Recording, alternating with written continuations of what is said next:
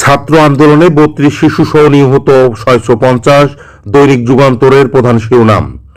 খবরে বলা হয়েছে, বাংলাদেশে কোটা সংস্কার দাবিতে ছাত্র আন্দোলনে ১৬ জুলাই থেকে ১১ আগস্ট পর্যন্ত ৩২ শিশুসহ ৬৫০ জন নিহত হয়েছে।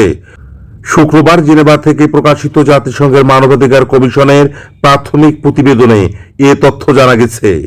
১০ পৃষ্ঠার প্রতিবেদনে বলা হয়, গত ১৬ জুলাই থেকে ১১ আগস্ট পর্যন্ত গণমাধ্যম ও অন্যান্য সূত্রের কাছ থেকে পাওয়া তথ্য অনুসারে ৬০০ জনের বেশি মানুষ নিহত হয়েছে।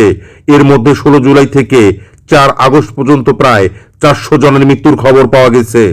এছাড়া সরকার পতনের পর ৫ থেকে ৭ আগস্টের মধ্যে বিক্ষোভের নতুন ধাক্কায় ২৫০ জন নিহত হয়েছে বলে জানা গেছে।